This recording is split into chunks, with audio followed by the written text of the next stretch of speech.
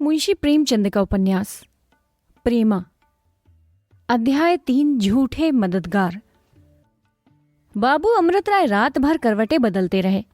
ज्यों-ज्यों उन्होंने अपने नए इरादों और नई उमंगों पर विचार किया, त्यों-त्यों उनका दिल और भी दृढ़ होता गया और होते होते देशभक्ति का जोश उनके दिल में लहरें मारने लगा।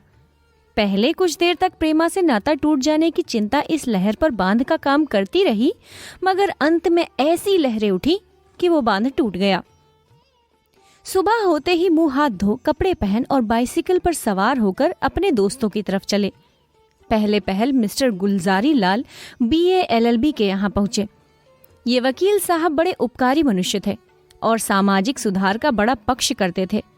उन्होंने जब अमृत राय के इरादे और उनके पूरे होने की कल्पनाएं सुनी तो बहुत खुश हुए और बोले, आप मेरी ओर से निश्चिंत रहिए और मुझे अपना सच्चा हितैषी समझिए।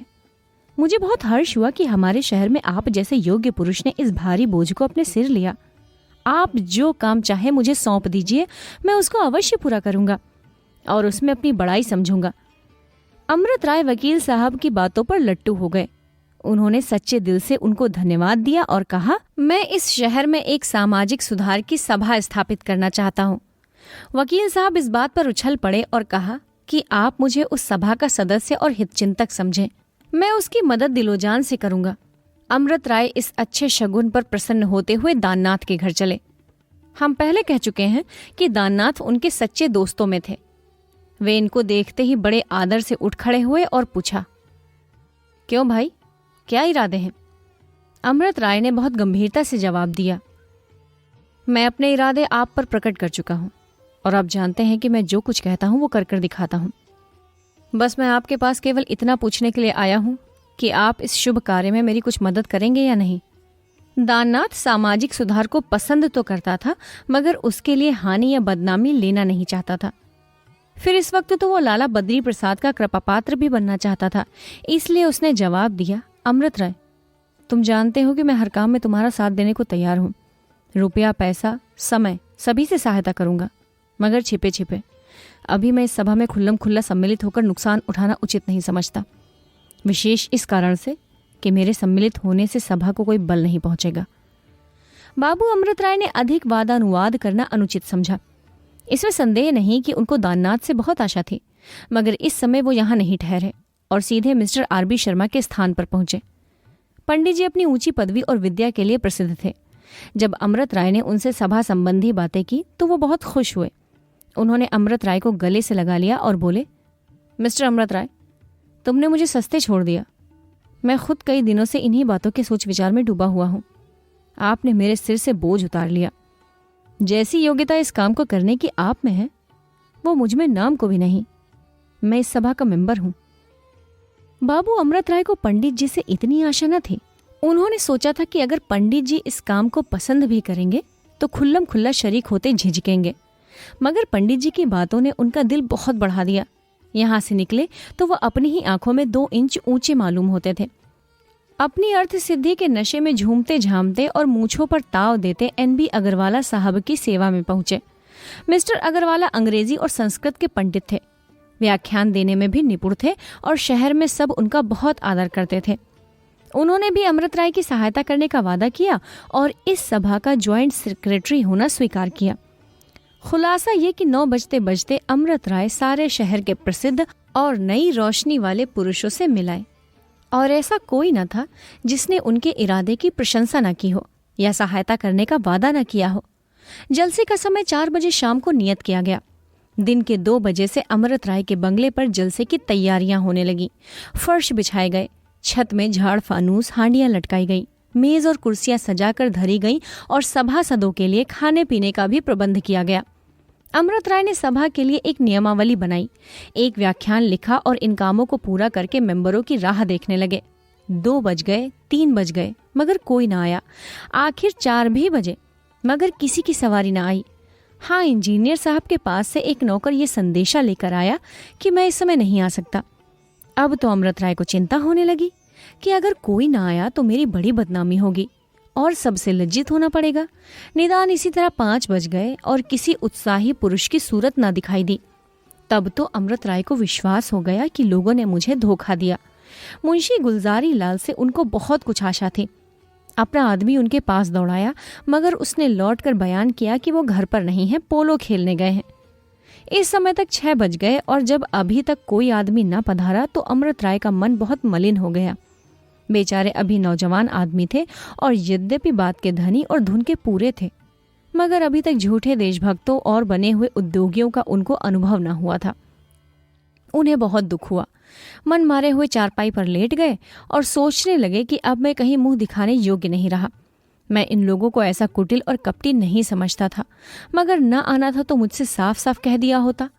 अब कल तमाम शहर में ये बात फैल जाएगी कि अमृत राय रईसों के घर दौड़ते थे, मगर कोई उनके दरवाजे पर बात पूछने को भी न गया।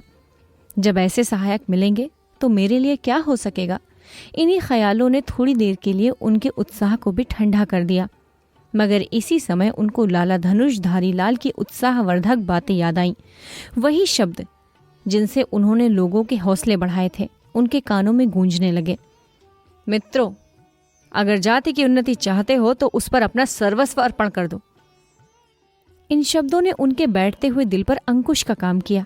चौंक कर उठ बैठे, सिगार जला लिया और बाग की क्यारियों में टहलने लगे। चांदनी छिटकी हुई थी, हवा के झोंके धीरे धीरे आ रहे थे, सुंदर फूलों के पौधे मंद मंद लहरा रहे थे, उनकी सुगंध चारों ओर फैली हुई थी।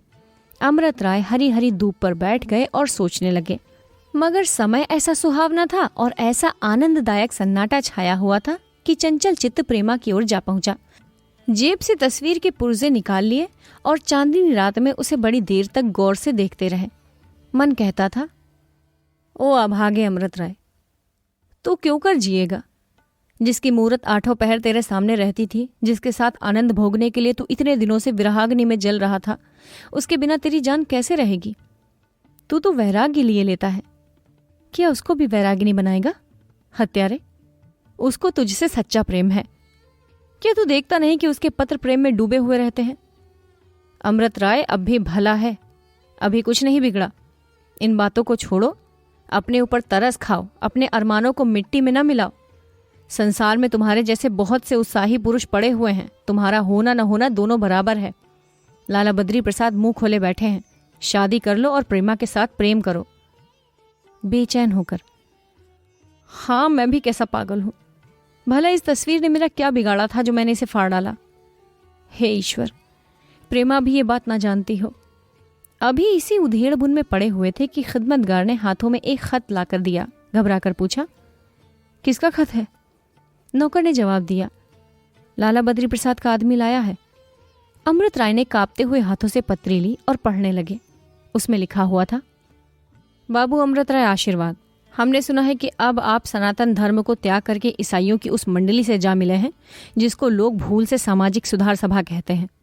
इसलिए अब हम अति शोक के साथ कहते हैं कि हम आपसे कोई नाता नहीं कर सकते। आपका शुभ चिंतक बद्री प्रसाद। इस चिट्ठी को अमृत राय ने कई बार पढ़ा और उनके दिल में अब खींचातानी होने लगी। आत्मस्वार्थ कहता था कि इस सुंदरी को अवश्य ब्याहो और जीवन के सुख उठाओ।